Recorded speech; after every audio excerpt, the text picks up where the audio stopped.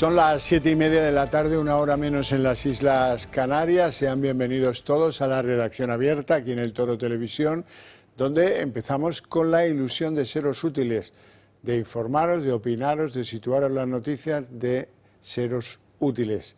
Por eso tenemos compromisos de cómo hacer nuestro trabajo. ¿Cómo? Pues con valentía pero con rigor. Las dos cosas a un tiempo. Y dentro de un ambiente general que van a ver ustedes como programa a programa es una característica de la casa, la libertad en cuanto a las opiniones de todos aquellos que vienen por acá y que nos las quieren exponer. Nosotros solo entendemos este oficio de esta manera y nos parece que si no lo entendiéramos así estaríamos haciendo una telepedro y en fin, telepedros ya tienen ustedes por ahí para aburrir. Empezamos en lo internacional muy brevemente, contarles que ha habido un nuevo ataque de Rusia a Ucrania con drones que ha producido 6 muertos, entre ellos un niño, en un edificio de viviendas. Lo que viene a demostrar todo esto, que es un tanto reiterativo, es que las amenazas de Trump no surten efecto sobre Putin, que Putin, a pesar de estar emplazado a un alto el fuego entre 10 y 12 días, como esto fue el último movimiento de Donald Trump, las tropas rusas siguen aprovechando el verano para mandar ataques con drones, para causar muertes, para sembrar el terror, porque bueno, eso es lo que pretenden. Bueno, y de ahí ya entramos en lo que son las noticias claramente de impacto en España, ¿verdad? Hoy ha habido un comunicado interesante que tenemos que comentar de independientes de la Guardia Civil. Lo quiero comentar con don Daniel Fernández, porque en el fondo entraña una reflexión sobre si la Guardia Civil o Cuerpo Nacional de Policía está batiendo el cobre contra los narcos con la misma proporción de medios, sobre todo de armamento y de poder efectivo. Y eso parece que se está viendo mermado. Don Daniel Fernández, muy buenas tardes y muchas gracias por atender nuestra llamada.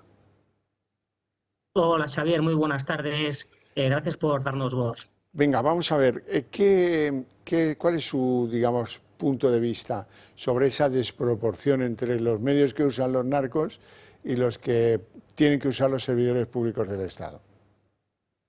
Bueno, pues la verdad es que desde los guardias civiles que estamos a pie de calle estamos viendo cómo la narcoindustria se refuerza mientras que los guardias civiles, desgraciadamente, seguimos desbordados. Hay que tener en cuenta que las mafias actualmente controlan los tiempos, adaptan sus métodos y están utilizando unos medios con los que nosotros, desgraciadamente, no podemos competir sin que se produzca un cambio urgente en estas estrategias de seguridad. Es evidente que hay una desproporción en los medios, tanto materiales como económicos y de recursos que dispone esta narcoindustria y los que disponemos los guardias civiles que estamos encargados de combatir esta amenaza.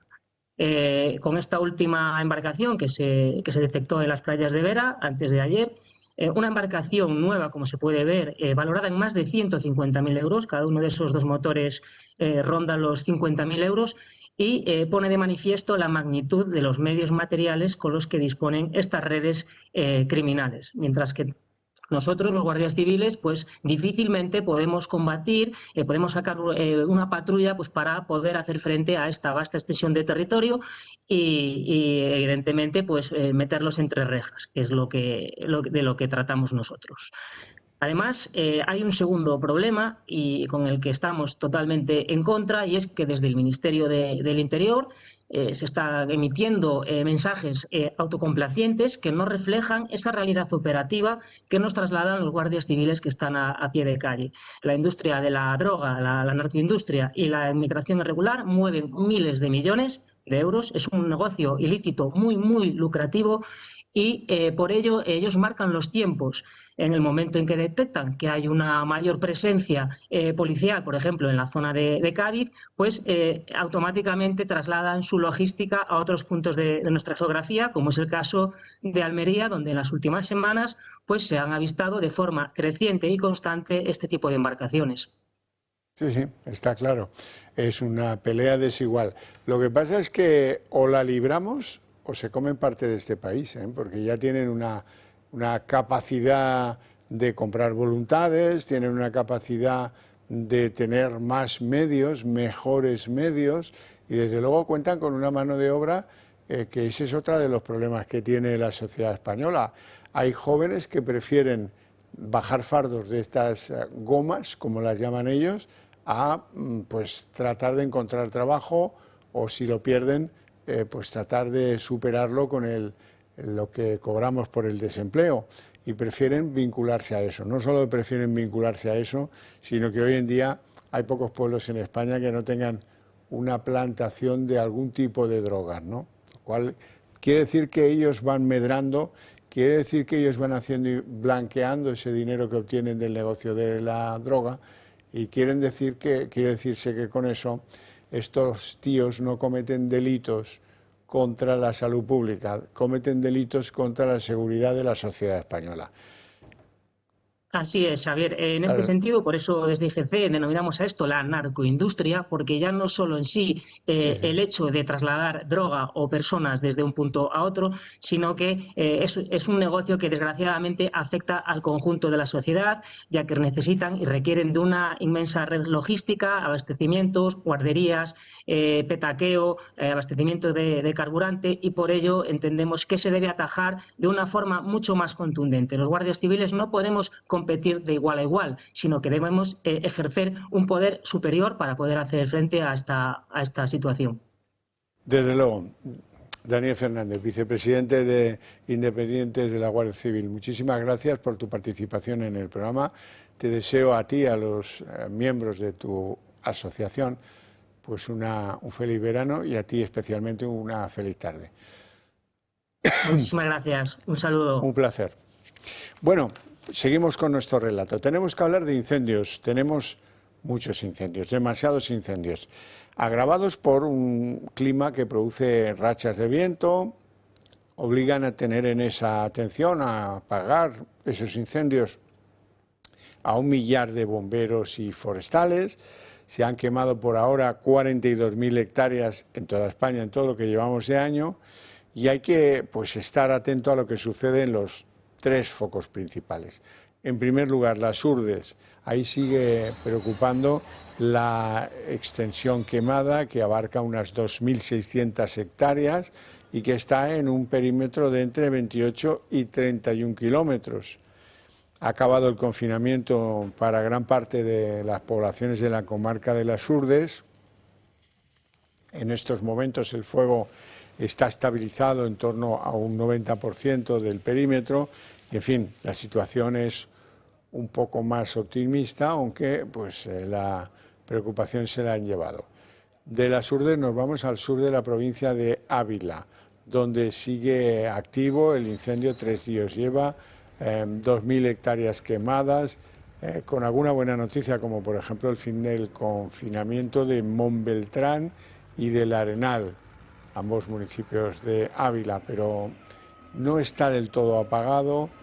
Sigue la preocupación porque puede reavivarse el viento y volver a prender algún que otro brote en esa zona. Y de ahí nos vamos a Pontevedra. Aquí sí que ya es muy clara la mejora, porque, en fin, también ha pasado un buen susto, pero ya han permitido que los desalojados vuelvan a sus hogares y parece que el asunto está bajo control. Y dejando los incendios de lado, pues quiero que hablemos siquiera, aunque sea unos breves momentos, de lo que está pasando con las centrales nucleares. Ya saben que estos de las dictaduras verdes quieren sí o sí el cierre de las centrales nucleares. Hombre, pero mira que nos hemos quedado en apagón el otro día.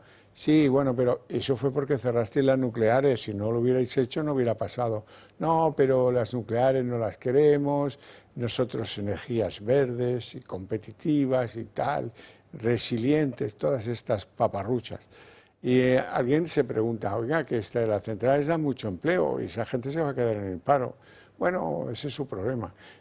Oiga, que habrá zonas de España que no se van a poder atender con lo que rinden las energías renovables, que necesitan al menos de un colchón, de un fijo, de un 20%, que produzcan unas centrales que ya están amortizadas a un precio que puede ser un precio de lujo para la sociedad española. Bueno, el gobierno Quenones, que quiere central Almaraz, que quiere cerrarla.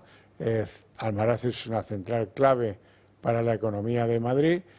No se van a poder instalar esas grandes plantas de inteligencia artificial que requieren de una capacidad de refrigeración de todos esos ordenadores, que en fin, una cosa magnífica. ¿Y esto cómo lo vamos a atender si cerramos las nucleares?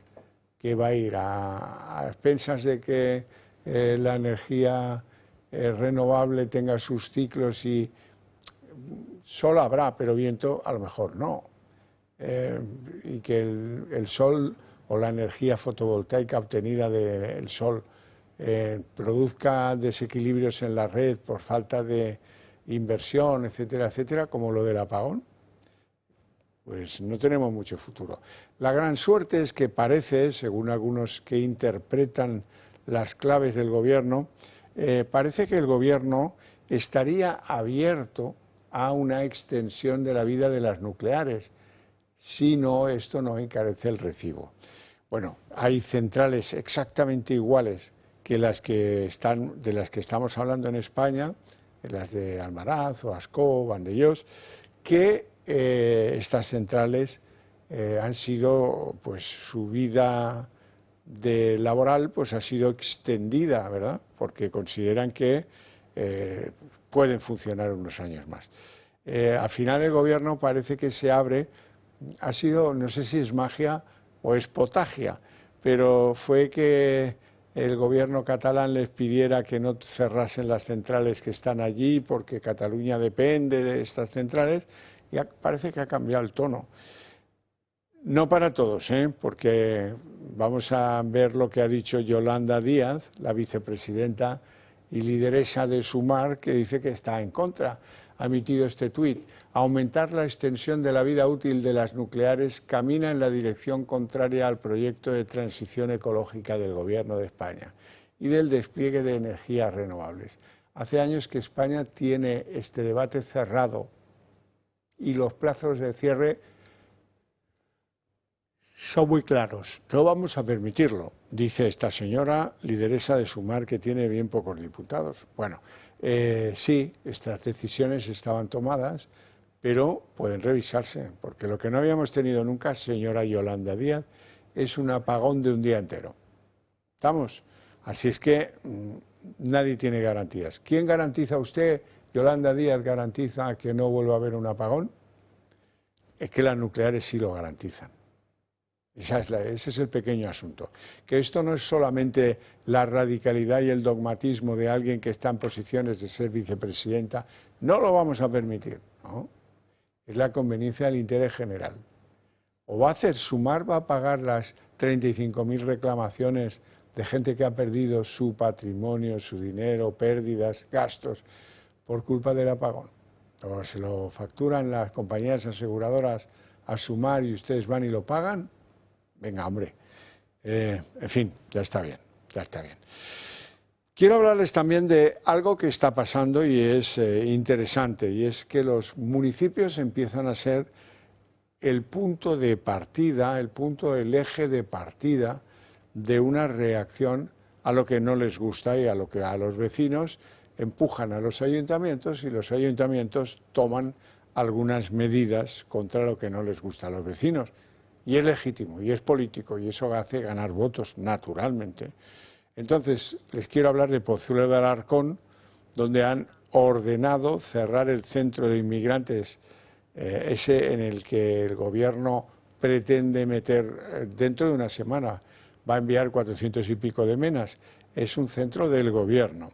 El ayuntamiento dice que, como cualquier otro centro que abre las puertas en Pozuelo, tiene que cumplir las normas y que no se cumplen. Y entonces, como no hay permiso para que esa instalación entre en funcionamiento, han decidido pues plantear el cierre de ese cierre temporal de esa organización hasta que superen los controles que cualquier otra instalación en Pozuelo tiene que adoptar.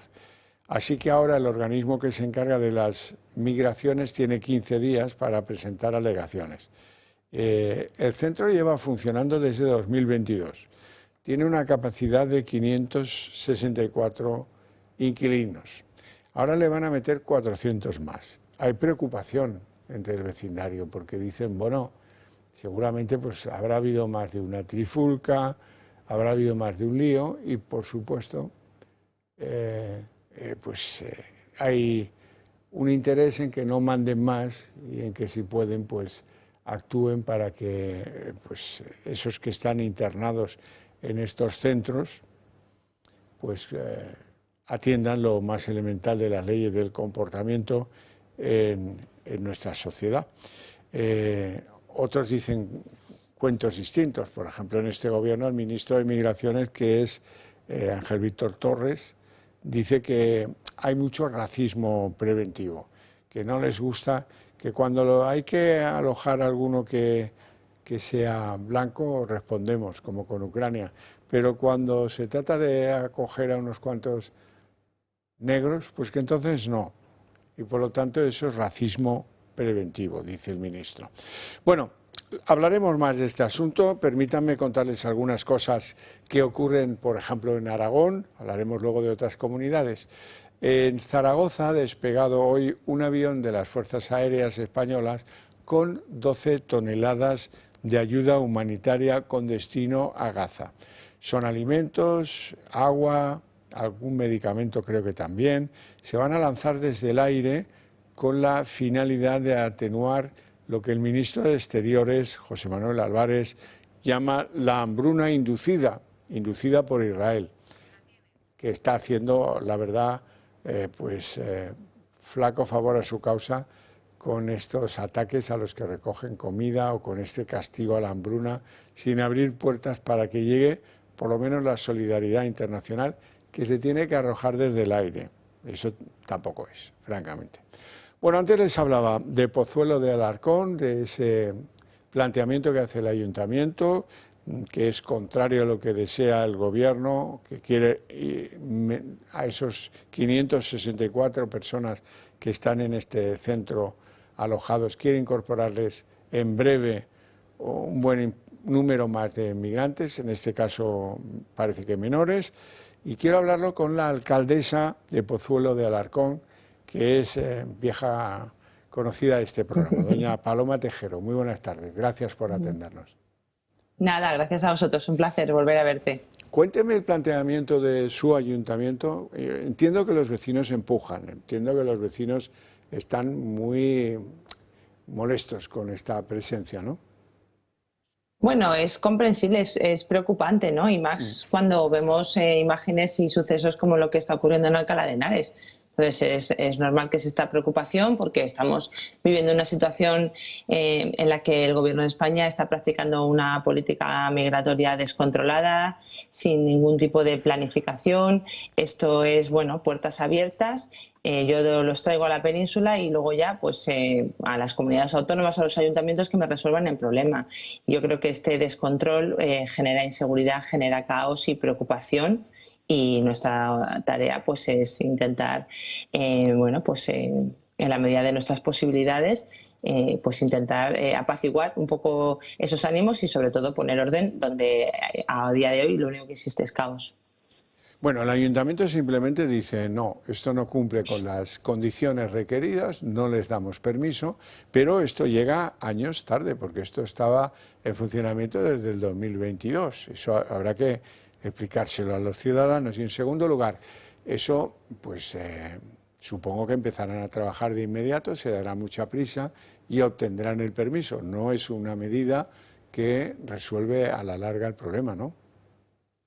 Bueno, yo tampoco sé. Primero te agradezco la oportunidad de poder explicar esta situación porque ciertamente es una situación bastante peculiar y compleja, ¿no?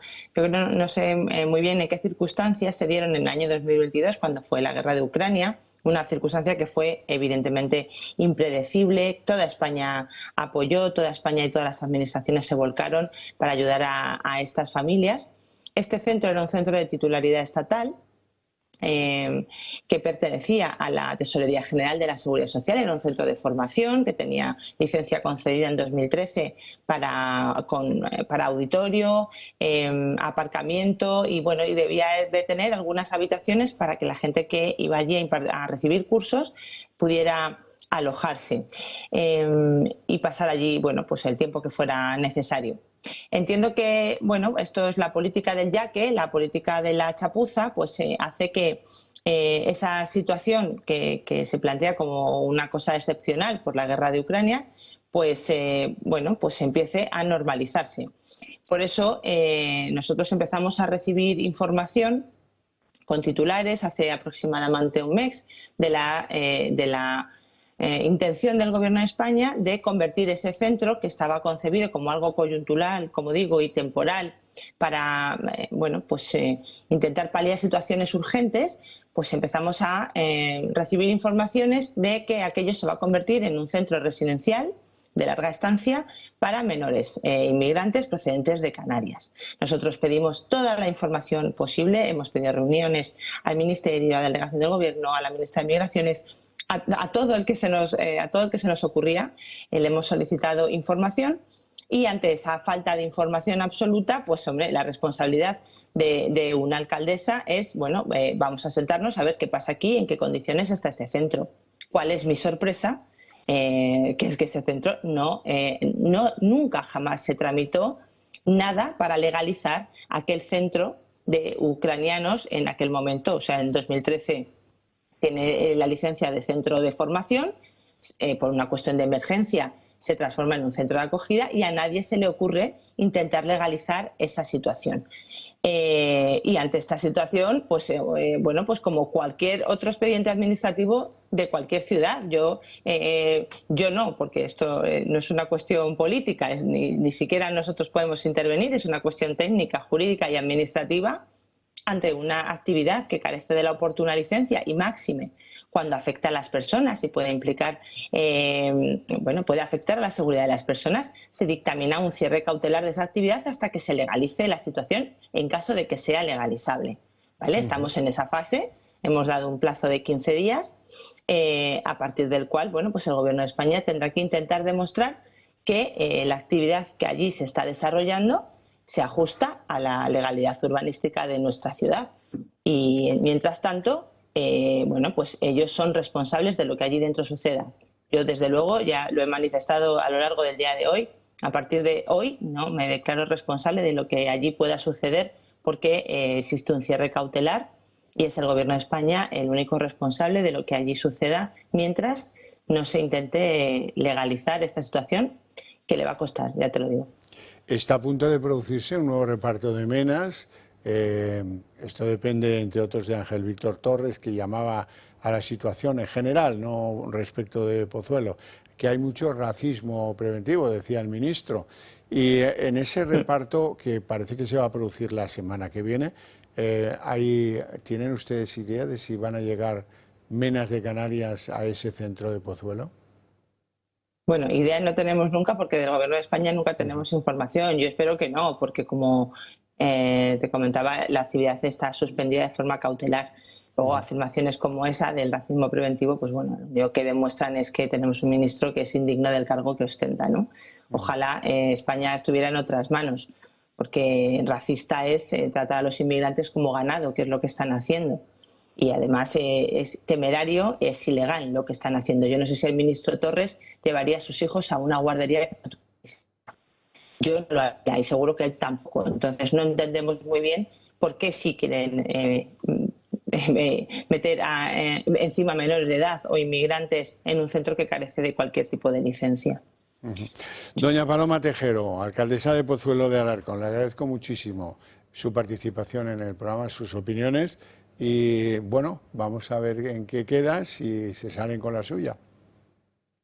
Bueno, nosotros, como yo dije desde el primer momento, nosotros somos una ciudad acogedora, solidaria, lo hemos demostrado siempre, pero lo que no vamos a consentir tampoco es que pisoteen a nuestros vecinos ni que pisoteen a nuestra ciudad. Entonces vamos a poner toda la resistencia, lo venimos diciendo desde hace mucho tiempo. Vamos a utilizar todos los recursos que estén a nuestro alcance para oponernos a una situación que además que no compartimos es ilegal. Pues muchas gracias, insisto, le deseo una feliz tarde. Gracias, igualmente. Hasta la próxima. Quiero hablaros de la Comunidad Valenciana. ¿Por qué? Porque cunde la sorpresa por la decisión de la juez de la Dana, la juez de Catarroja, que ayer decía que el informe de la UCOS que han presentado en el juzgado era erróneo y era insatisfactorio y no sé cuántas las cosas. Fuentes policiales creen que cabe pensar que la jueza actúa por oportunidad política. Esta es la juez que no acepta que se investiga el jefe de la Confederación Hidrográfica del Júcar, que es un socialista participante en 1000 batallas políticas de poder municipal con las siglas del PSOE, y han pedido varias de las acusaciones que actúan en el caso que se le investigue por si hubo irregularidades en sus actuaciones, y la juez nunca les deja. Bueno, y alguna noticia buena que tiene lugar también en la Comunidad Valenciana. Nos vamos a Castellón, concretamente a Burriana. En Burriana, ¿qué es lo que ha ocurrido? Ha ocurrido algo que es también algo que está cambiando en la sociedad española. En apenas una semana se produjeron 3 casos de ocupación de viviendas. Y los vecinos, han oído bien, son los que los han evitado. Es decir, que el noble pueblo español tiene memoria de pez, pero cuando se le inflan los cataplines, va y resuelve. Es como que, nada, ya están esos pisos en manos de sus legales propietarios y supongo que habrán tomado algunas que otras medidas, digamos que de protección, si ustedes quieren, para evitar que esto no vuelva a ocurrir, al menos en Burriana. Y esto lo cuento porque probablemente, si las leyes no cambian, si el gobierno, en este caso el de Sánchez, no quiere cambiar todo esto, los gobiernos autonómicos miran para otro lado cuando oyen hablar de ocupación, pues al final tendremos que ser los españoles los que tomemos nuestras propias medidas. Unos lo harán pagando y comprando unas alarmas, que somos el país de Europa que tiene más consumo de alarmas, otros lo harán como un pueblo pequeño de Murcia, tapiando las casas vacías para que no las puedan ocupar, y otros lo harán como los amigos de Burriana en Castellón, que dicen, no, esto nos ocupamos nosotros, déjalo, verás tú cómo salen esos 3 ocupas de estas 3 viviendas. Y alguien de estas organizaciones ocupas decidirá, no, mira, a Burriana no vamos. Estas son las cosas que son lamentables, pero que hay que contar. Bueno, nos vamos a ir a publicidad. Quiero contaros algo. Resulta que la pintora Perla Fuertes muestra su latido flamenco en el Festival del Cante de las Minas. Poderío, fuerza, emoción, sensibilidad y ternura se unen en Latido Flamenco, la exposición de Perla Fuertes, que ha marcado el inicio de los actos vespertinos de la agenda cultural de la edición de este año del Festival Internacional del Cante de las Minas, que acaba de inaugurarse en el Museo Minero de la Unión, en Murcia, en la que la pintora homenajea el papel de la mujer y de lo femenino con obras en movimiento que fusionan la pasión, la fuerza, la intensidad en piezas inmensas, coloridas y llenas de emociones. Perla Fuertes cuenta con una dilatada trayectoria profesional avalada por muchas exposiciones individuales, de las cuales destaca, por ejemplo, una de las más famosas, Diálogos de Silencio. Esta es, figuras que en algunos casos estaban contenidas en cajas de agua que intentan escapar de un mar de sentimientos. Bueno, y dicho esto, nos vamos a publicidad.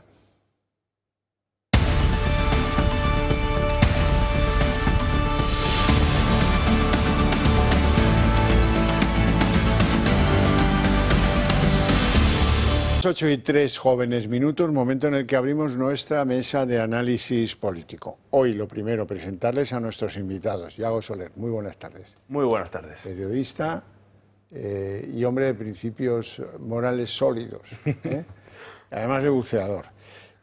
Don Nacho Catalá. ¿Qué tal? Muy buenas noches. Muy buenas noches, tarde, no sé yo que ya bueno, si fuera... En verano la tarde y la noche se funden. Sí, tarde-noche. Tarde-noche. Es diputado del Partido Popular en la Asamblea de Madrid. ¿Todo bien? Todo bien, el día de San Ignacio, por cierto, que hoy es San Ignacio. Ah, es verdad. Sí, señor. Es verdad, pues muchas felicidades. Muchas gracias. A ti y a todos los Ignacios. Que, bueno, ahora ya no está de moda el nombre entre los niños chicos, ¿no? Hay otros nombres, pero Ignacio sí que tiene ¿Sí? su intríngulis, hombre, ahí, soldado, fundador, sacerdote, diplomático, aunque él luego se definía a sí mismo como peregrino, pese a que era cojo. Lo que pasa que Ignacio sabía que aunque su paso fuese dubitativo, su caminar era firme, porque tenía a Dios a su lado. Ya. Bueno, pues nada, nosotros vamos a darnos un baño, saca las aletas de buceo, ¿no? y el tubo de snorkel en la corrupción socialista. Vamos a empezar suaves porque esto es una decisión judicial, ¿eh?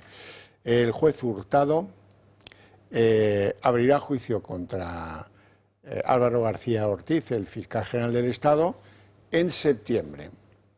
Es decir, juez, al final en este país esto de las componendas es muy importante. A mí no me gustan, pero es muy importante.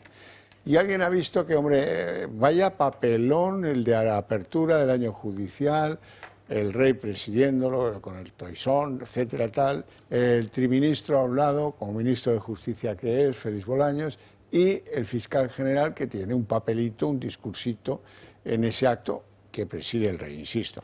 Que tal. Entonces había dos fórmulas que decide el juez Hurtado.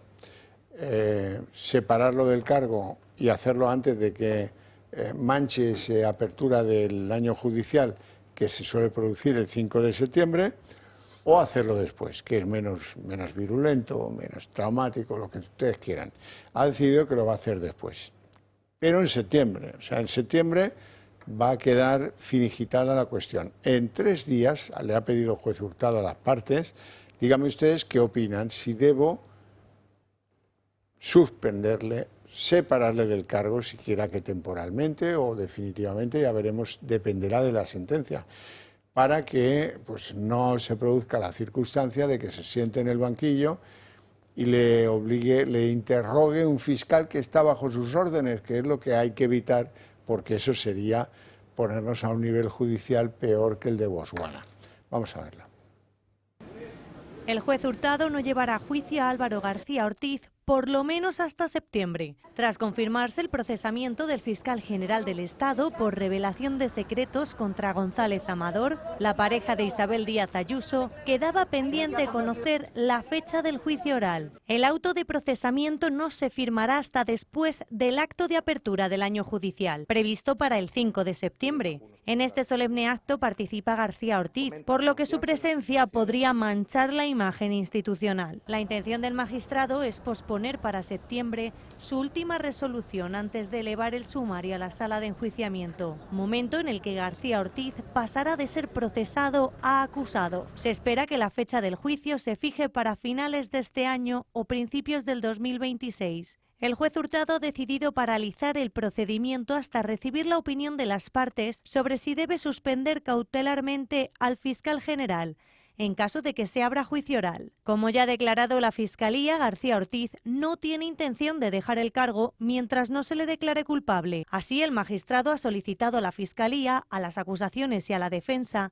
que se pronuncien sobre la petición de la Asociación Profesional e Independiente de Fiscales, la APIF, que solicita 6 años de prisión para García Ortiz. Las partes disponen ahora de 3 días para responder. Una vez recibidos todos los escritos, la Sala decidirá qué testigos y peritos serán los citados para el juicio y qué documentación será la incorporada al sumario. Nacho Catalá. Vergonzoso. Yo creo que esto solo se puede definir como vergonzoso.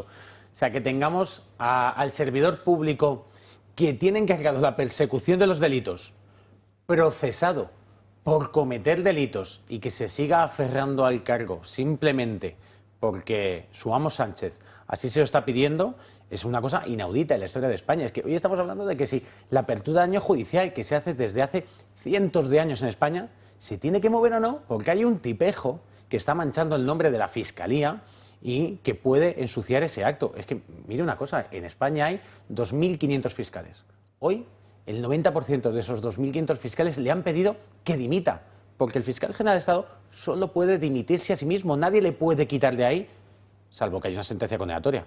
Pero mientras tanto, le han dicho que se vaya, que se aparte, que defienda si cree que es inocente, pero que deje de manchar el nombre de la Fiscalía. Como tendría que hacer cualquier fiscal en un caso similar de imputación Le penal. digo más, como tendríamos que hacer cualquier funcionario público cuando se nos acusa de algo por el ejercicio de un cargo en el que nos encontramos, por el respeto al cargo que estamos ocupando, lo que tiene que hacer es marcharse, aunque crea que es inocente. Pero es que lo que no puede ser es que las personas estén por encima de los cargos públicos que representan a toda la nación española. Y por lo tanto este señor debería irse, porque lo de hoy esto es una vergüenza. Bueno, este señor, sépanlo, se enfrenta al peso de la ley. A mí me da que será condenado de todas, porque, en fin, queda bastante claro.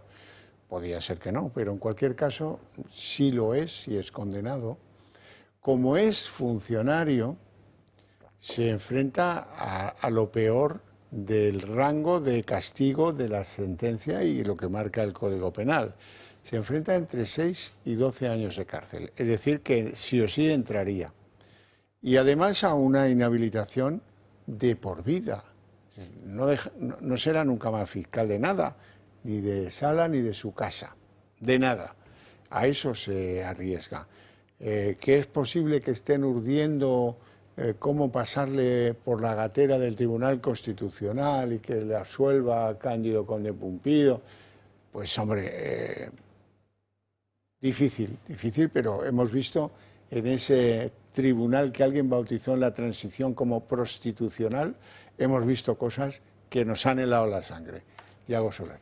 Pues yo lo veo otro ejemplo, efectivamente, de aferrarse al poder y de no salir de ahí ni con agua caliente, algo bastante típico que por desgracia lo hemos casi normalizado en los últimos años desde que Sánchez está en el poder. Ya, o sea, a modo un poco de, incluso de coña, se podría decir que lo que le falta a García Ortiz es si en el caso de entrar en prisión pudiese teletrabajar desde allí. O sea, yo creo que ya es lo único que le falta. Pero bueno, más allá de eso, la verdad es que tengo, lo comentabas antes, bastante curiosidad sobre el discurso que pueda dar en septiembre, ¿no? A principios de septiembre. A ver si mancha, o sea, manchada ya está. O sea, tiene una mancha, igual que cuando estás comiendo se te cae un poco de vino. Ahora vamos a ver si es vino o es que se te cae la salsa de tomate entera por la camisa, ¿no? Dicho esto, pues bueno, me recuerda un poco a, como por ejemplo cuando hay un nuevo papa o un nuevo presidente de Estados Unidos, esos discursos de apertura, ¿no? De manda, pues a ver qué lo hace, es decir, si tiene un mínimo de decencia y bueno, pues admite algún error o simplemente tira millas y sigue con su camino. Él luchaba contra el bulo. Y además hay que preservar su presunción de inocencia. Esos son los dos mensajes que lanzan los ministros del Gobierno. Porque por lo visto para los ministros del Gobierno, incluso para Sánchez, este hombre, Álvaro García Ortiz, merece la presunción de inocencia a pesar de que sus urdimientos fueron de carácter político absolutamente, con el ánimo de perjudicar a Isabel Díaz Ayuso a través de un tercero, que en este caso es el pareja que estaba allí, que le atropellaron con esto del tema fiscal, con razón o sin ella, eso no se valora. Por ahora, aquí lo que se valora es si este hombre reveló secretos de un contribuyente y eso pues está castigado penalmente, no se valora nada más. Ni la presunción, no. Ya de eso se cuidará y lo hacen exquisitamente el Tribunal Supremo. Y hay más instancias, si acaso siente que no se han preservado sus derechos constitucionales. Aquí lo que se cuestiona es si un hombre que está siendo procesado por revelar secretos en el ejercicio de su cargo merece estar un minuto más al frente de la Fiscalía. Y aunque solo sea para garantizarnos que no vuelve a pasar, pues merece la pena. Yo no digo que definitivamente, pero sí cautelarmente, hasta que sustancie la justicia si es culpable o no, pues que le aparten del cargo por el bien de todos. Bueno, es que Álvaro García Ortiz tiene derecho a decir y a pensar que es inocente. Igual que yo como ciudadano tengo derecho a pensar que es culpable y un sinvergüenza. El pareja de Ayuso no tiene derecho a la presunción de inocencia. ¿Sabe cómo le llamaban, no? Sí, pero eso, que este señor, Álvaro García Ortiz, puede decir que él es inocente. Y yo como ciudadano y quien nos está viendo en su casa puede pensar que es culpable y que es un sinvergüenza. Pero es que aquí no se dirime eso. Aquí lo que se dirime es el gravísimo daño estructural que está haciendo a la institución que representa. Claro. Es que es lo que le decía antes, que de los 2.500 fiscales en España, el 90% le hayan pedido que deje el cargo, que se defienda con todos los elementos legales que tenga a su disposición, pero que deje el cargo, porque cada día que permanece ahí, quien se ensucia no es el nombre de Álvaro García Ortiz, que suficientemente sucio está, sino el de la Fiscalía y del Ministerio Fiscal de España, que es una institución esencial del Estado de Derecho. Bueno, avanzamos en el chapapote este de la corrupción del PSOE. Resulta que hoy hemos conocido que el PSOE aseguró a su secretario de organización, a Santos Cerdán, con una póliza que le cubría por responsabilidades hasta 1,5 millones de euros por actos incorrectos en el ejercicio de la función. Se ve que, en fin, poca confianza tenía en sus capacidades, que él mismo fue a Lloyds, que es una compañía británica de seguros, y dijo, mire, me quiero cubrir de posibles demandas, de posibles historias, pero no se cubrió de que él mismo estuviera realizando actos, digamos, deshonestos. Por lo tanto, la póliza no le va a servir para que si algún día, en el caso Koldo, Cerdán y Ábalos, le consideran culpable y le condenan, pues esta póliza no va a ser vigente. Me llama mucho la atención que en un partido político el secretario de organización requiera de una póliza que le blinde ante posibles responsabilidades por sus incorrecciones. O es que viene de casa ya que le han dicho que es un patán desde niño y que produce incorrecciones como adolescente y como adulto, y entonces dice, ay mami. ¿Quién pagaba esta póliza? Pues el PSOE. Me parece también muy extraño que el contable gerente del PSOE diga, vamos, si Santos quiere una póliza porque está inseguro, que se la pague él, ¿no? Raro todo esto, ¿eh? Bueno, los ciudadanos tenemos pólizas de seguros. Sí, hombre. Pero es que todos los ciudadanos contratamos pólizas de seguros ante riesgos que vemos claros y ciertos. Mi casa se puede incendiar, yo tengo un seguro de casa. Voy en el coche y puedo darle un golpe a alguien y llevo una póliza de seguro. Porque un secretario de organización tiene una póliza de seguro. ¿Qué hacen? ¿Qué hacen en Ferraz? ¿Qué contratan? ¿Con quién hablan? ¿Qué cosas turbias hacen? ¿Que requieren de una póliza para cubrirse ante qué riesgos? Esto el PSOE que lo explique. A todo riesgo. A terceros. Claro, ¿no? A todo riesgo.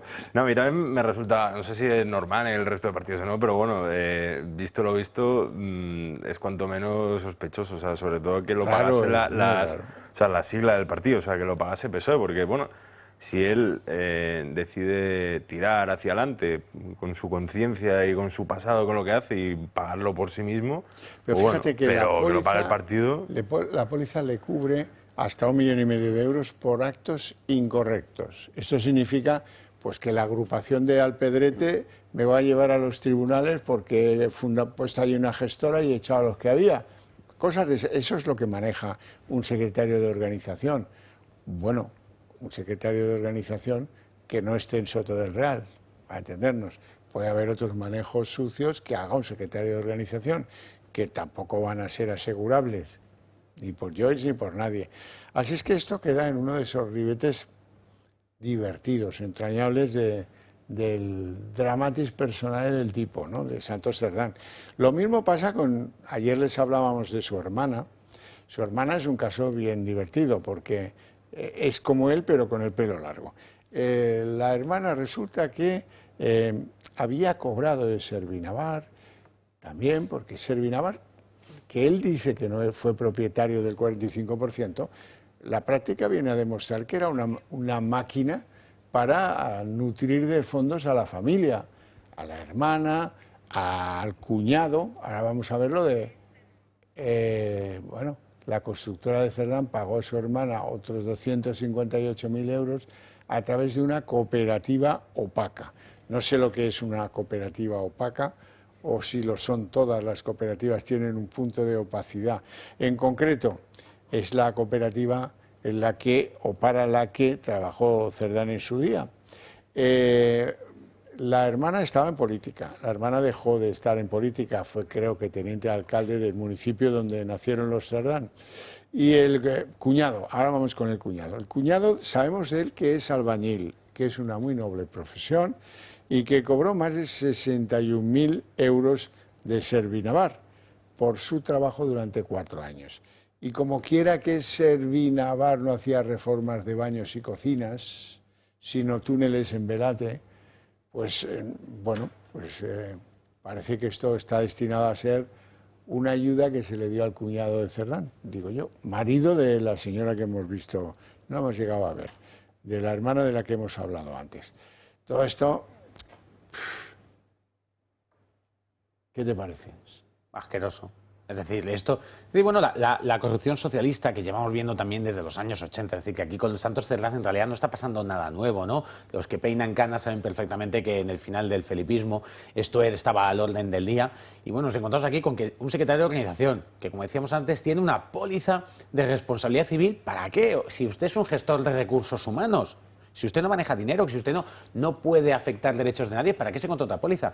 Que se compra una empresa, esa empresa se le cambia la actividad, le dan contratos del gobierno de Navarra por parte de la presidenta a la que Santos Cerdán ha puesto como presidenta, que de esa empresa cobra la mujer, cobra la hermana, cobra el propio secretario de organización y cobra un cuñado albañil que supongo que ahora dirán que daba llana en los túneles de Navarra, en los que se adjudicaban las falsas obras. Bueno, en la bóveda. Bueno, es que es todo vergonzoso esto. Y daba de comer a un expresidente de la SEPI que vino pues rebotado de Andalucía, y daba de comer a la mujer del vicepresidente del Partido Socialista de Navarra, y eso que solo tenía 9 empleados.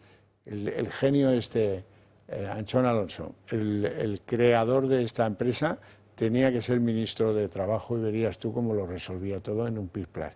Es una ironía, claro está. Yago. Pues nada, 300 y pico mil euros repartidos en una pareja, nada más y nada menos. Así, por ejemplo. ¿Y arreglado? Sí, simplemente. Yo ya, no sé, me meteré ahora en el móvil a ver si me ha tocado algo de esto, porque como aquí cada día que va pasando, pues cada vez le va tocando el premio a más gente, o sea, se va repartiendo más por el mapa, pero sobre todo por el árbol genealógico de esta persona. Pues ahora se entiende muchas cosas, ahora se entiende lo del seguro, ahora se entiende la no mirada de Sánchez en el Congreso, o sea, ahora se entienden bastantes cosas. Lo que sí, bueno, pues queda efectivamente o sea, vergonzosa la actuación del PSOE, otra vez más, con un escándalo de corrupción que las cifras, hombre, no llegan al de los ERE de Andalucía, pero poco a poco cada vez se van... Ya veremos. Dale tiempo. Queda lo de los hidrocarburos, que eso ya es otro asunto. Vamos a hacer una pausa de publicidad, apenas 2 minutos, enseguida estamos de vuelta y empezamos a hablar del segundo dimisionario por falsear los currículums. Se trata del comisionado que puso el gobierno de Sánchez para la reconstrucción de la Dana. Controlar los niveles de azúcar es fundamental para tener una buena salud. Lo sabes bien si eres diabético de tipo 2 o prediabético, o tienes que controlar tu nivel de glucosa en sangre varias veces al día por distintas razones médicas. Hasta ahora esta prueba se hacía con los glucómetros tradicionales, analizando una muestra de sangre extraída tras un pinchazo en el dedo y midiendo el nivel de glucosa con una tira reactiva. Un proceso sin duda doloroso y molesto. Afortunadamente ya es posible conocer estos niveles de una manera más cómoda e indolora, gracias al innovador glucómetro sin pinchazo de Protege tu Vida, sin aguja, sin necesidad de realizar las molestas extracciones de sangre. Este nuevo sistema no invasivo obtiene un resultado igual de fiable con la ayuda de los rayos infrarrojos, metiendo simplemente un dedo en la pinza similar a la que mide el oxígeno en sangre, con resultados en pocos segundos. No lo dudes, llama al 973 0101 y mide tu glucosa en sangre sin pinchazos ni dolor.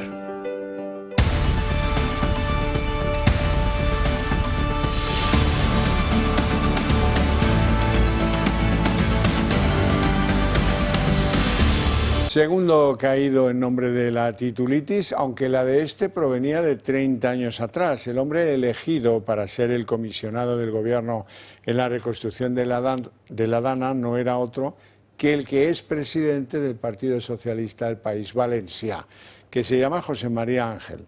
30 años atrás utilizó un título falso, para conseguir ser funcionario. Gracias a ese título ha venido cobrando de la Diputación de Valencia unos emolumentos que ahora el presidente de la Diputación de Valencia, que ahora es del PP, le reclama. Si usted hizo trampas para acceder a, devuelva. Hoy ha dimitido.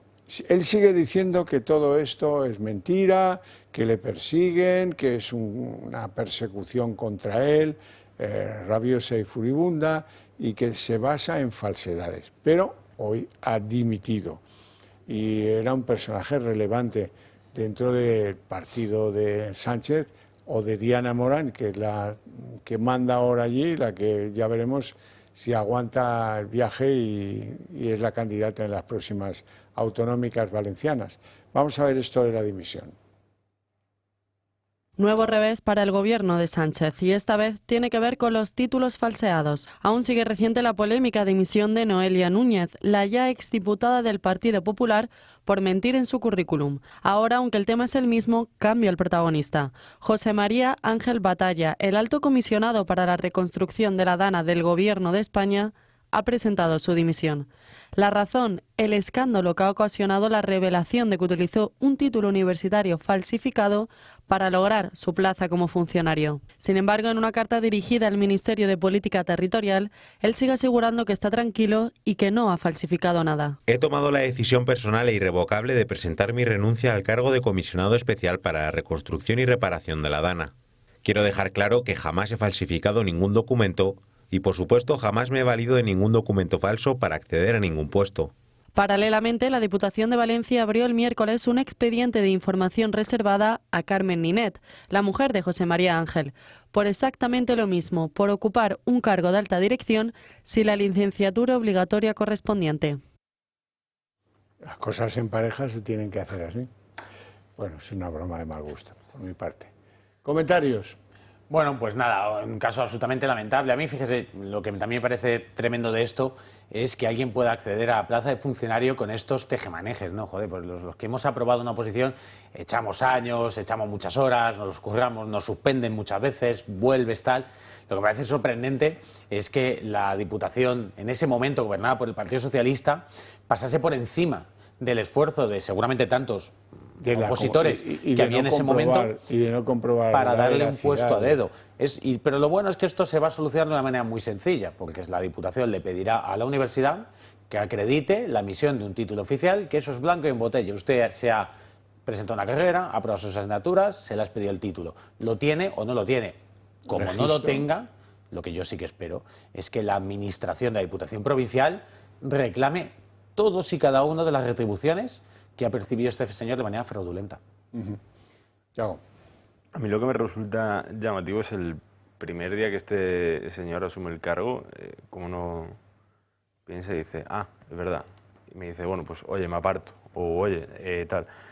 Pero lo decías tú, Xavier, creo que efectivamente hay un problema de titulitis en este país y de engordar los currículums, pues a lo mejor sin mayor motivo. Sí, o sea, bueno, en este caso sí se entiende la necesidad, incluso que pretenda hacer la trampa, porque si no, no hubiera alcanzado la condición de funcionario de privilegio que tenía en la Diputación de Valencia. Pero en general, al final, o sea, no en este caso, ¿no? Aparte con o sea, estamos hablando de la Dana, o sea, son cuatro letras que han causado bastante, o sea, impacto, ¿no? en este país.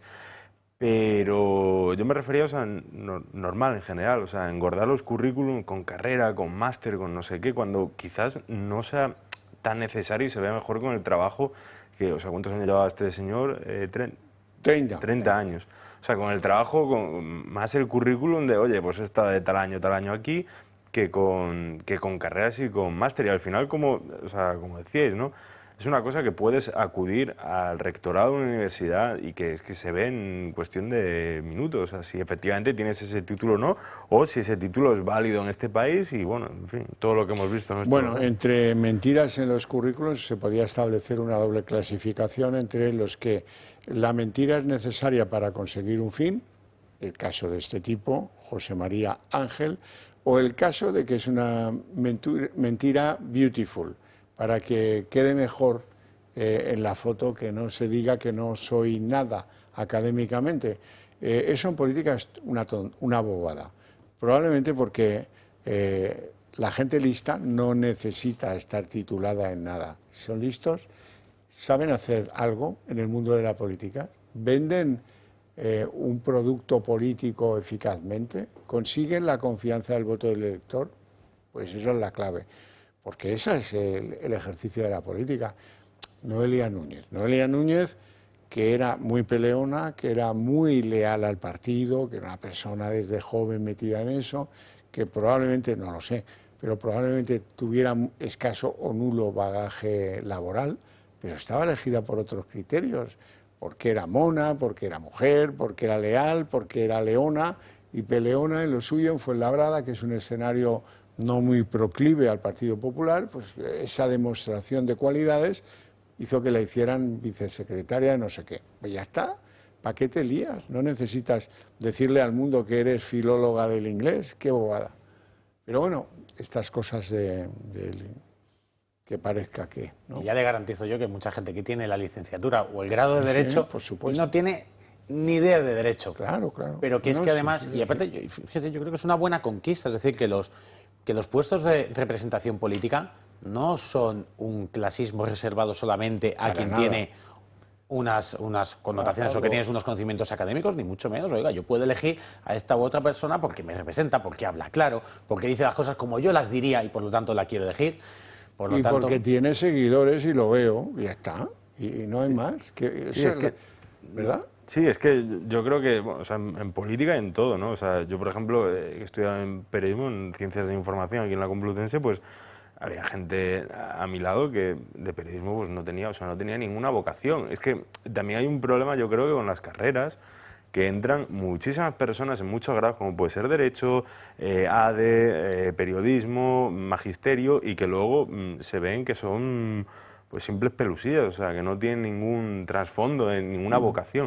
O sea, sí, también se le podría llamar a esto el mal del aparachic, porque suele darse mucho en gente que lleva desde muy joven en el partido, allí haciéndose el simpático, la simpática, apareciendo al lado del líder en los toros o lo que sea, y como los ratoncitos ganando terreno, y luego llega el momento en que ya te has encumbrado, pues como a Iceta, que le hicieron secretario de organización y luego enseguida secretario general del PSC, y entonces dices, ¿pero yo qué soy? Es verdad, empecé una carrera, pero ni siquiera terminé el primer año. Bueno, pues voy a decir que, el caso Puente, por ejemplo, voy a decir que aquel cartoncito que me dieron en una escuela de mi partido, aquello es, bueno, un máster, ya está, o dos, los que convenga. Ese narcisismo está muy vinculado a los que no tienen vida fuera de los partidos políticos y los han amamantado allí, y a los 40 dicen, bueno, pues ya te toca, sí, venga, ala, pasa, y no has hecho nada más que eso, y por lo tanto te sabe a poco y te pones tú unos cuantos adornos. Bueno, cambio y sigo dentro de la corrupción del PSOE, fíjate si da de sí. Un juzgado de Madrid ha citado como investigada a la presunta fontanera. Lo lamento, amigos fontaneros, que os habéis quejado amargamente del, vamos a llamarla pocera, ¿no?, que se quejarán los poceros también.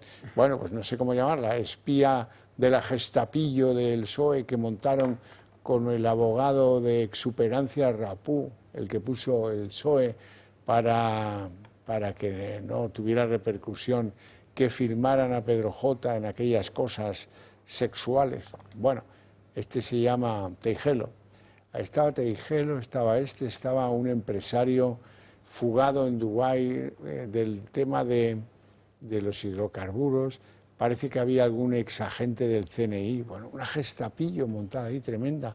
Bueno, pues el juez de Madrid dice que esto es suficiente como para que venga aquí y declare tanto ella como Jacobo Teijelo y como Pérez Dolcet, que era un tipo atropellado por la justicia, dispuesto a poner bombas debajo de donde sea, y que fue el que la protegió en aquel acto público de la presencia, que no otra cosa, de Víctor de Aldama, que parece que quería decirle algunas cuantas cosas a la presunta fontanera Leire Díez. En cualquier caso, la justicia la va a percutir por presunto cohecho, siempre presunto, y ya veremos, y también por tráfico de influencias, que eso es más notorio. Ella lo que quería era basura, basura, basura contra el jefe de la UCO, y no solo contra él, contra otros más. Le daba igual quien se la diera, lo que, no te pierdas en detalle, tú trae para acá que yo ya diré, y aparentaba ser pues una persona de confianza de Cerdán, incluso de Pedro Sánchez, porque su carrera, esta sí que sin titulación, o con muy poca titulación, consiguió ser directora en Correos, en la empresa nuclear, Nacional Nuclear, bueno, una cosa portentosa. Hay una frase que dijo Feijóo hace unas semanas que me gustó mucho, y es que no es que Sánchez eligiese a las personas inadecuadas para las cosas adecuadas, es que eligió a las personas adecuadas para hacer todo lo que no tenían que hacer. Es decir, que esta gente no actuaba porque sí. Es decir, Santos Cerdán no se saca un seguro de responsabilidad porque sí. No mandas a una fontanera, dicho con todo el respeto a la profesión, a intentar buscar basura, a hablar con unos, con otros, con policías, con gente de la peor calaña, porque sí. Esto lo haces porque alguien te está mandando que lo hagas, ¿no? Nadie en un partido político se despierta iluminado por la mañana y decide hacer estas cosas. Por lo tanto, bueno, pues aquí yo creo que vamos a ver mucho lío, porque obviamente esta gente empezará a cantar, que es un poco, yo creo que también lo que le va a pasar a Ábalos, Koldos, Santos Cerdán, a toda esta gente que van a empezar a pensar, con el consejo de sus abogados, que estos sí que saben de derecho, que la mejor manera de obtener la menor condena es colaborar con la justicia, y que por lo tanto, como todo el mundo va a empezar a colaborar, cuanto más colabores tú, mejor te va a ir. En este tema yo creo que vamos a ver cosa gorda. Sí, Ábalos ya lo dijo, fue ayer o antes de ayer, ¿no? En 4, creo, una entrevista que bueno, pues estaba dispuesto a colaborar. Yo creo que va a tener unas vacaciones bastante curiosas ahora en agosto, reflexionando a ver qué puede soltar de cara al Lo que pasa es que la justicia es muy puñetera y a veces, según cómo van los procedimientos, ya no eres útil. Sí, de acuerdo, que quieres, sí, pero es que esto ya no lo contó Aldama, ¿sabes? O sea, ¿qué tienes que contar? Y ahí discriminarán. ¿Algo que afecte al número 1 de esta organización? ¿No? Entonces nos da igual. ¿Quién da más? Bueno, pero esta gente, pues la Fiscalía, no Álvaro García Ortiz, que eso es sinvergüenza, pero el resto de los 2.500 fiscales de este país son muy buenos profesionales y servidores públicos. Y como ellos son los que tienen que promover la acción de la justicia, precisamente estarán viendo las incoherencias entre las versiones, estarán intentando ofrecer pactos y decir, oiga, a usted se le viene encima muchísimos años de cárcel.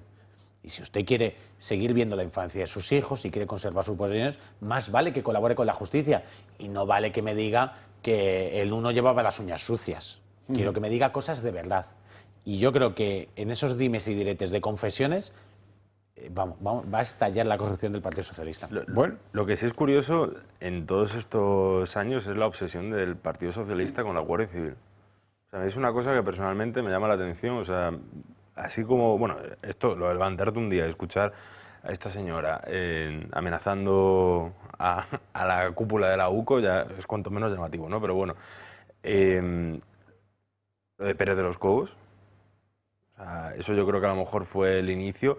Luego lo de Oconsur, o sea, desarticular Oconsur porque sí, o sea, con las pruebas falsas de la Policía Nacional. O sea, es cuanto menos curioso el punto de mira que tiene Ferraz con la Benemérita. O sea, a mí me llama bastante la atención que, por ejemplo, con la Policía Nacional pues no son tan... También a lo mejor porque no están haciendo las cosquillas necesarias, pero... Bueno, porque en la Policía Nacional hay sindicatos, también en la Guardia Civil, pero no tienen esa fuerza, porque no se fían de la Policía Nacional. La Policía Nacional pues ha hecho de todo, por ejemplo Villarejo ha hecho de todo, ¿no? La Guardia Civil tiene otra estructura jerárquica y de actuación y una UCO, que es una unidad de gente muy preparada y muy difícil trabajar ahí y dirigir esa unidad, cuidado, porque presiones, si no es por uno o por otro, vas a recibir siempre, si estás ahí, es una primera línea de fuego. Ahora, sí que hay una obsesión del PSOE, claro, porque no digo que no haya guardias civiles que ya hayan entendido el mensaje, digo que en general la Guardia Civil les queda por ser colonizada, lo tienen todo. Constitucional, la Fiscalía, Televisión Española, Prisa, y al que no lo escañan, como a Prisa, lo escañan a través de terceros. Bien, escañarlo quiere decir impedir que le pase el oxígeno, ¿no? Y así va consiguiendo cosas, pum, pum, pum, pum, pum, pero la Guardia Civil, amigo, está ahí y no consiguen meter el pie, y claro, eso genera una obsesión. Vamos con el balance que ha hecho previo de vacaciones Alberto Núñez Feijóo, que dice, hoy ha hecho una irrupción en el mundo humorístico que no le ha salido del todo bien, le están moliendo a palos en las redes sociales, por ser claros. Ha hecho una broma, dice, bueno, además que a lo mejor no podemos irnos de vacaciones, como quien dice, habrá lío o tal. Las vacaciones están sobrevaloradas, y han empezado a salir en redes tíos y tías que dicen, oiga, no se burle porque hay muchos que no podemos hacer vacaciones. Bueno. Y luego están los espabiladetes, como es el caso de Rufián, que dice, oye, ¿usted nos va a hablar de vacaciones? Procure no irse con el Marcial Dorado, aquel, bueno, lo que fuera, traficante de lo que fuera. Él dice que de tabaco y la izquierda española dice que de droga. No sé dónde está el punto de verdad. Fundamental de lo dicho por Feijóo, que es Sánchez, ese presidente con más casos de corrupción, bla, bla, bla. Dice que su partido no va a apoyar ninguna iniciativa en el Congreso que provenga del gobierno de Sánchez. Eso sí es importante. Y dice pues que también que bueno, hace sus pronunciamientos, vamos a escucharlos. No ha presentado presupuestos porque no los habría sacado adelante, no ha sometido al debate a la nación porque no cuenta con una mayoría estable en el Congreso y no ha convocado elecciones porque sabe que las perdería. Ha quedado claro que el sanchismo es machismo, porque ha conocido, ha permitido y ha tapado casos de abusos que denigran a las mujeres. Sánchez no solo ha convivido con prostíbulos en la economía familiar, sino que su gobierno pagó prostitutas con dinero público y la prostitución es una constante en todos y cada uno de los casos de corrupción que le rodean. Resulta especialmente llamativo que el gobierno presuma de calles seguras o casi seguras, cuando desde el año 2019 en España la tasa de criminalidad se ha incrementado 5 puntos. Y si ustedes pueden descansar algunas semanas, les felicito. Y los que no pueden descansar, pues que sepan que las vacaciones están sobrevaloradas. El humor déjalo para los profesionales, Alberto. Bueno, o igual es humor gallego, y yo no lo entiendo. Bueno, no, la retranca no. va por otros caminos. Bueno, ¿cómo veis esto? Un pequeño matiz para que quien lo haya visto lo entienda. Esto es una reunión interna del Partido Popular que en su mayor parte no se retransmite y que hay un momento en el que hay un pequeño discurso de Feijóo que sí que se hace y luego vuelve a ser una cosa interna. La broma estaba dirigida a los del PP que estaban ahí sentados y que previamente se había dicho los de la economía, los de tal, no sé cuántos, este verano toca trabajar, y de ahí venía la broma, del decir, bueno, y a los que no se puedan ir, vacaciones están sobrevaloradas. Esto está sobrevalorado, chicos, no os preocupéis por ponerle un matiz a una cosa tal. Y luego el resto de análisis, pues es lo que hay, o sea, la radiografía del desgraciado panorama político que vive nuestro país y bueno, y el decir constantemente que existe una alternativa y que esa alternativa acabará llegando y que mientras tanto, pues españoles tendremos que aguantar la respiración ante los Santos Cerdán, los Ábalos, los Sánchez, la Mujer, los Dolcet, las Leires y los Conde Pumpido. Nos quedan tiempos curiosos hasta el 2027, sí. ¿No? Repitió varias veces que iba a estar hasta el 2027 en el poder y yo creo que es el manual de resistencia de principio. Ya veremos. ¿Qué es lo que él quiere? Sí, que aguante el sismo y posterior tsunami que se va a producir cuando digan, señora Begoña, usted como el fiscal, vaya y siéntese en el banquillo. Se va a reflexionar otros 5 días. O 10. Yo creo que va a necesitar más reflexión.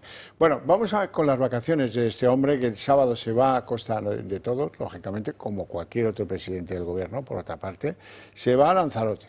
Allí está feliz, contento, y claro, necesita un guía espiritual.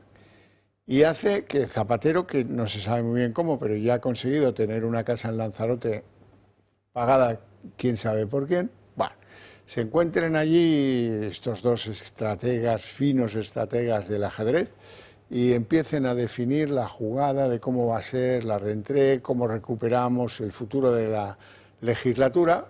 Y el único futuro que puede tener esta legislatura es arrodillarse ante Puigdemont en Waterloo, ante Junqueras en Barcelona y ante los señoritos de Podemos, que también empezarán a dar la murga, y eso parece que se lo quiere confiar a Zapatero. Hazme la gestión, tú ya sabes la dificultad, los temas que están aquí, y mientras tanto, pues ya hemos capitulado, ya está haciendo ella leyes para que la Agencia Tributaria de Cataluña empiece a tener funcionarios, ya están trémulos los funcionarios existentes ahora por si les echan, en fin.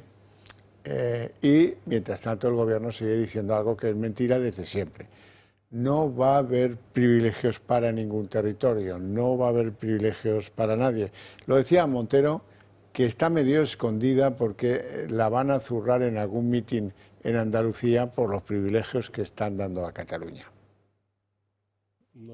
El presidente del gobierno está a las puertas de sus vacaciones de verano. Comenzarán este fin de semana y se prolongarán hasta el 24 de agosto, con el primer Consejo de Ministros del curso político. Sánchez ha elegido Lanzarote como destino vacacional para él y su familia, y coincidirá con Zapatero, que tiene casa propia allí. Está previsto que aprovechen su descanso veraniego para preparar el arranque del nuevo curso político. Para seguir con su plan de agotar la legislatura y aferrarse a la Moncloa, Sánchez analizará con uno de sus próximos el futuro de la legislatura, el grado de lealtad de sus socios, de los que depende completamente, y cómo responder a los ataques de la oposición. Aunque Sánchez negó que se estuviera planteando una crisis de gobierno, su entorno admite que no se descarta esa opción, por lo que será otro de los temas que probablemente tratará con Zapatero, dada su influencia en ciertos nombramientos de altos cargos del gobierno. También visitarán la isla Fernando Grande Marlaska y Salvador Illa. El presidente de la Generalitat ha atado cabos para contentar a los independentistas, mantener sus apoyos y garantizar la estabilidad de la legislatura. Por eso prepara con Esquerra un decreto que piensan introducir en el Parlamento a finales de agosto, que permitirá a la Agencia Tributaria de Cataluña gestionar su propio personal. La pieza clave de este trato fiscal especial para Cataluña es la ministra de Hacienda, María Jesús Montero, que ignora las preguntas de los consejeros e inspectores de Hacienda. Mientras que haya un presidente socialista en el gobierno de España, mientras que yo sea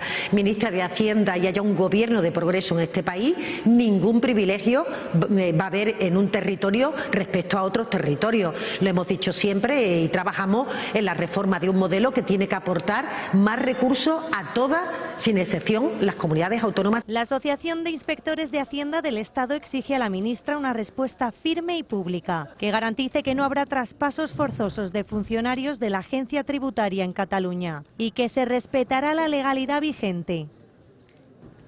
Nacho.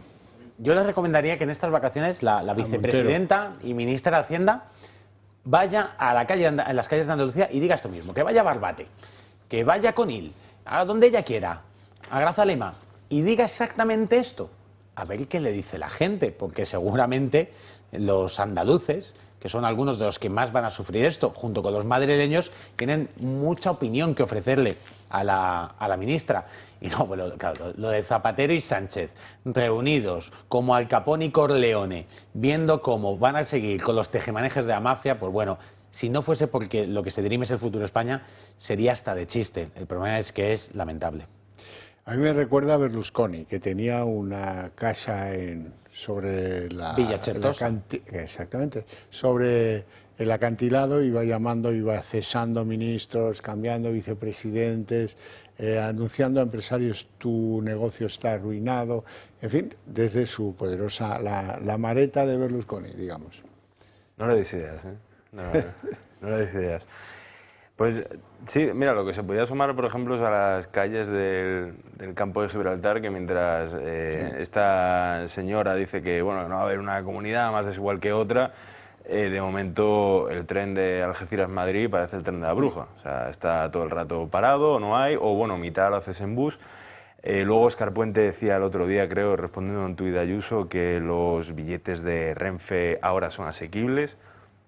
Me gustaría, o sea, si me lo pueden enseñar, porque desde luego el AVE, lo que es la alta velocidad, asequible en algunos casos, no es. Pero bueno, más allá de eso, a ver, también yo llamaría también a Zapatero. O sea, estamos ante uno de los grandes negociadores de este mundo. Lo mismo te negocia Estados Unidos con Venezuela. China con... Exacto, lo mismo te negocia. Bueno, negociar no, pero sí que te pone por debajo de la mesa un poco, oye, pues tú con los chinos, que yo los conozco de verdad, tienes que ir así, así. Y aquí estamos hablando a los tres Rottweiler del Parlamento. O sea, Junts, Esquerra y Bildu. El Benegas, que no sé dónde está. O sea, está ahí cogiendo mariposas en sus escaños porque vamos. Pero bueno, necesita yo creo que también de esos pensamientos que a veces son tan oscuros como los de Zapatero para enfrentarse a toda esta jauría que va a tener ahora en septiembre. Estaba mirando un billete de AVE, pues yo hago pantallazos de los billetes de AVE, estaba buscando un billete de AVE mío del 17, que era Madrid-Sevilla, 69 euros. Eso en el año 2017. 2017. Que la gente se meta en la página de Renfe, que se meta ahora mismo y vea cuánto cuesta un Madrid-Sevilla. Eso sí, el servicio ha cambiado. Ha cambiado a peor. Exactamente. Ah, claro. A pesar el tren sigue siendo el mismo, el precio es mayor y el servicio ha cambiado. Y no alcanza Adif a la competencia de las compañías extranjeras que pagan una pasta por usar las vías y que se las tienen que ver con el ministro Puente. Magnífico, pues llevamos una gran carrera y eso que nos ha costado a los españoles tanto dinero la alta velocidad y nos cuesta y nos va a seguir costando. Cada tren que pasa gasta en un día lo que gasta una ciudad de 300.000 habitantes. Mira, me he metido en la página de Renfe, que consta en acta que yo soy de Ferrol, entonces, pero bueno, prefiero poner los de Algeciras, que los cojo más a menudo. Un AVE desde Madrid hasta Algeciras, la ciudad más importante de Andalucía, 85 euros, 6 horas, 7 minutos. Oh, alta velocidad, ya lo dice la palabra. No tenemos tiempo para más, lo dejamos aquí con mi agradecimiento a estos dos señores por su presencia en el programa, por sus opiniones aún más y a ustedes por su paciencia e interés. Pero para ustedes tengo premio porque a la vuelta de publicidad vamos a producir aquí el día en 30 minutos.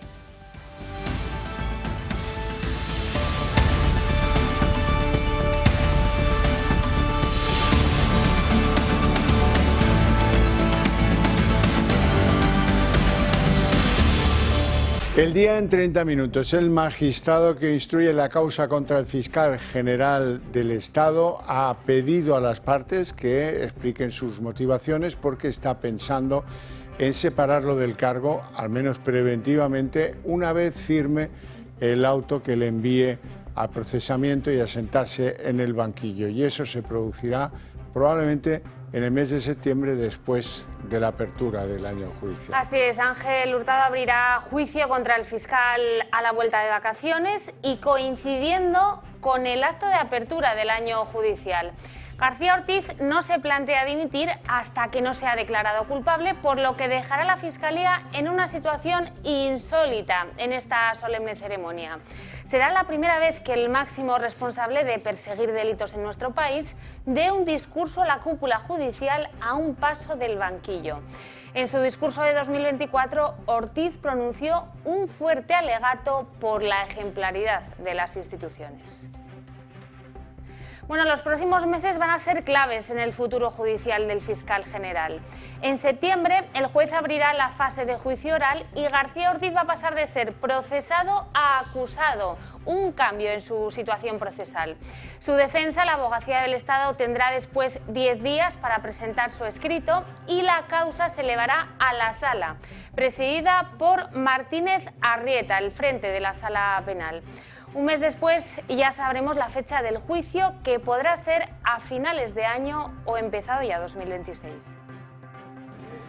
El juez Hurtado no llevará a juicio a Álvaro García Ortiz por lo menos hasta septiembre, tras confirmarse el procesamiento del fiscal general del Estado por revelación de secretos contra González Amador. La pareja de Isabel Díaz Ayuso quedaba pendiente conocer la fecha del juicio oral. El auto de procesamiento no se firmará hasta después del acto de apertura del año judicial, previsto para el 5 de septiembre. En este solemne acto participa García Ortiz, por lo que su presencia podría manchar la imagen institucional. La intención del magistrado es posponer para septiembre su última resolución antes de elevar el sumario a la sala de enjuiciamiento, momento en el que García Ortiz pasará de ser procesado a acusado. Se espera que la fecha del juicio se fije para finales de este año o principios del 2026. El juez Hurtado ha decidido paralizar el procedimiento hasta recibir la opinión de las partes sobre si debe suspender cautelarmente al fiscal general en caso de que se abra juicio oral. Como ya ha declarado la Fiscalía, García Ortiz no tiene intención de dejar el cargo mientras no se le declare culpable. Así, el magistrado ha solicitado a la Fiscalía, a las acusaciones y a la defensa que se pronuncien sobre la petición de la Asociación Profesional e Independiente de Fiscales, la APIF, que solicita 6 años de prisión para García Ortiz. Las partes disponen ahora de 3 días para responder. Una vez recibidos todos los escritos, la Sala decidirá qué testigos y peritos serán los citados para el juicio y qué documentación será la incorporada al sumario. El futuro del fiscal general Álvaro García Ortiz es de color negro hormiga. El Supremo tumbó su último recurso con un voto particular larguísimo que, si acaso, sirve para airear el propósito político de la operación, de la que los otros magistrados sitúan a Álvaro García Ortiz en la cúspide de esa operación. El objetivo no era González Amador, el contribuyente presuntamente cuyos derechos se han vulnerado, sino que el objetivo era su pareja, Isabel Díaz Ayuso. Muchas gracias al magistrado que escribe el voto particular, Andrés Palomo, porque sin él, sin ese escrito, probablemente los españoles no nos hubiéramos dado cuenta. El juez Hurtado ahora va a abrir juicio contra el fiscal general en septiembre, después la apertura del año judicial, con Martínez Arrieta al frente de la sala penal, y en fin, todo eso va a prefigurar una condición interesante. Le van a separar antes de que se siente en el banquillo. Hurtado ya está consultando a las partes si debería o no suspender a García Ortiz cuando lo envíe al banquillo. Puede ser declarado inocente, eso es verdad, aunque sería una noticia extraordinaria. Muchos no la creerían. O puede ser condenado, que es lo más probable. En ese caso, la revelación de secretos tiene pena de cárcel. Y si la produce un funcionario típico, como es el caso, entonces se agrava el tipo penal de 6 a 12 años de máximo. Eso significa entrar a la cárcel. Y además se suma a ello una pena de inhabilitación absoluta. Dejará de ser cualquier cosa, no será fiscal de nada. Mientras no escuchen a los que justifican la revelación de secretos, como flagrante lucha titánica contra el bulo y contra los defraudadores, a estos yo les recomiendo que no les escuchen, les recomiendo que piensen, como hago yo, que ya queda poco. Y crecen las sospechas en la UCO de que Santos Cerdán utilizó a familiares y amigos para cobrar y ocultar comisiones. Hoy las informaciones vuelven a apuntar a su hermana, a Belén Cerdán, vinculada a una cooperativa que cobró más de 250.000 euros entre 2019 y 2023. La constructora pagó además, Servinávar, más de 700.000 euros a otra cooperativa, en este caso fundada por Koldo García, junto al imputado por la causa, Anchón Alonso. Belén Cerdán percibió además otros 22.000 euros directamente de la misma constructora, de Servinávar, que ayer justificó procedían de unos trabajos que realizó como contable en plena pandemia del coronavirus. Bueno, y hoy entra en escena otro personaje de la familia de Santos Cerdán, en este caso su cuñado. el hermano de su esposa. Él también habría percibido dinero por parte de la constructora regada por Chivite. Muñoz Antonio estuvo en nómina de la consultora entre 2019 y 2022, según la Hacienda Foral de Navarra. Fuentes de la defensa de Cerdán aseguran que su cuñado es albañil y que cobró esa cantidad por trabajos para la constructora.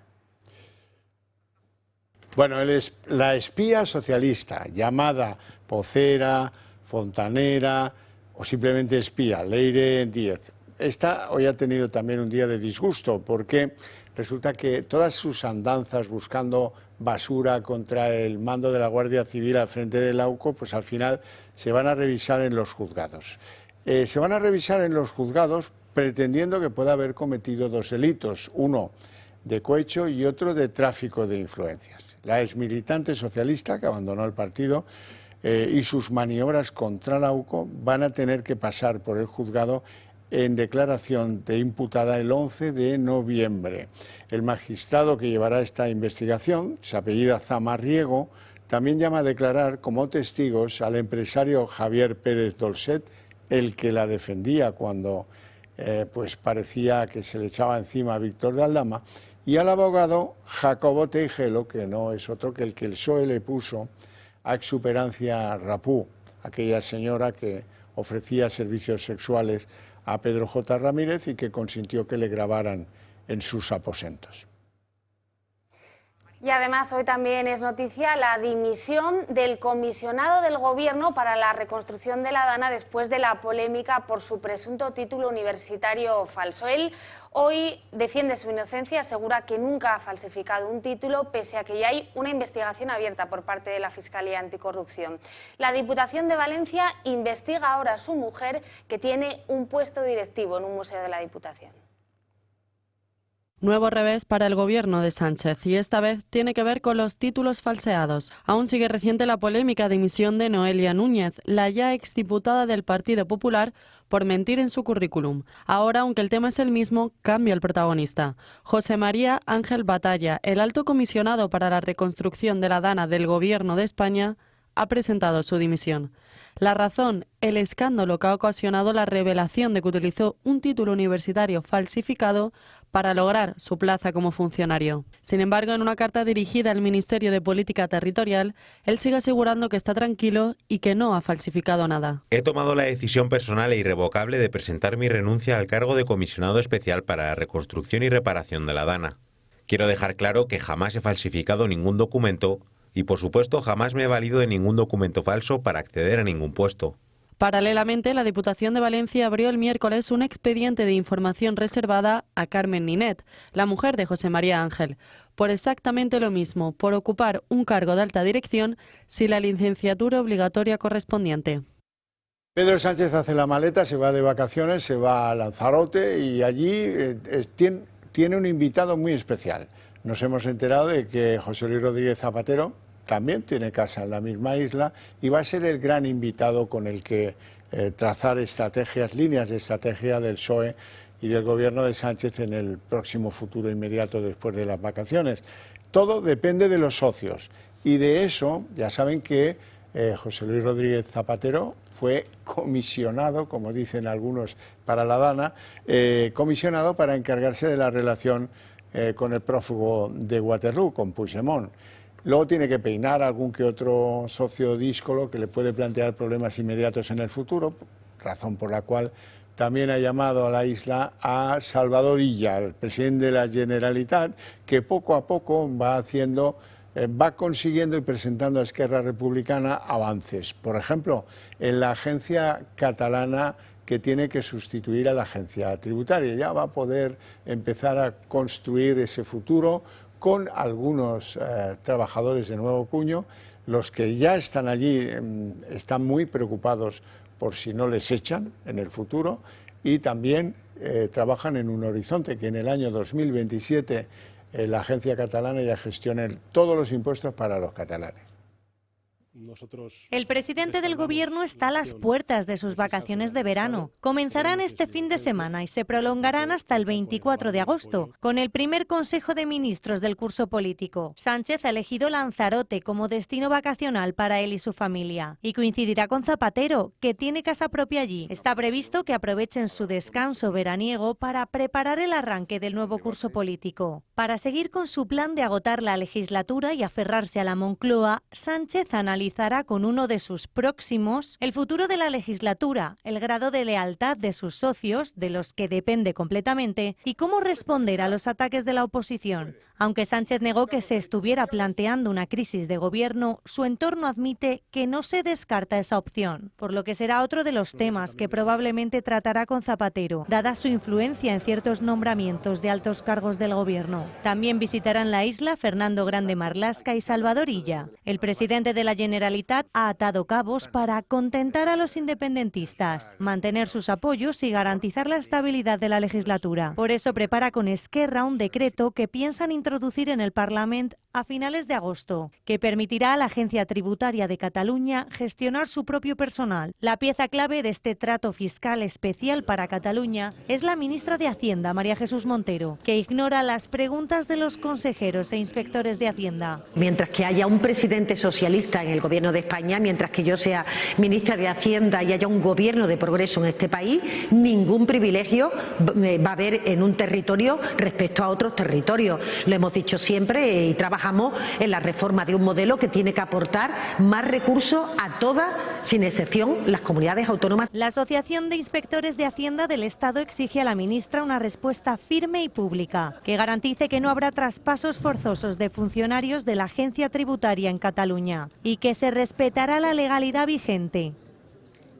Y el presidente del Partido Popular, Alberto Núñez Feijóo, también se despedía hoy con carácter vacacional, pero en un ámbito de acto del partido. Allí ha señalado que lo de Sánchez es un bienio negro, que no puede seguir dependiendo, como lo hace, del favor de los socios y sobre todo de ofrecerles las contrapartidas que hace. Feijóo ha cerrado la puerta a que en el Congreso se pueda producir alguna situación en la que los votos de los populares alivien propuestas, leyes o decretos del Gobierno.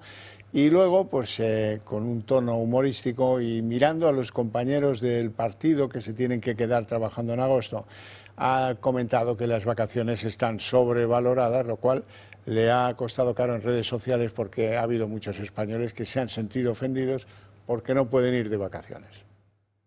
No ha presentado presupuestos porque no los habría sacado adelante, no ha sometido al debate a la nación porque no cuenta con una mayoría estable en el Congreso. Sánchez no solo ha convivido con prostíbulos en la economía familiar, sino que su gobierno pagó prostitutas con dinero público y la prostitución es una constante en todos y cada uno de los casos de corrupción que le rodean. Resulta especialmente llamativo que el gobierno presuma de calles seguras o casi seguras, cuando desde el año 2019 en España la tasa de criminalidad se ha incrementado 5 puntos.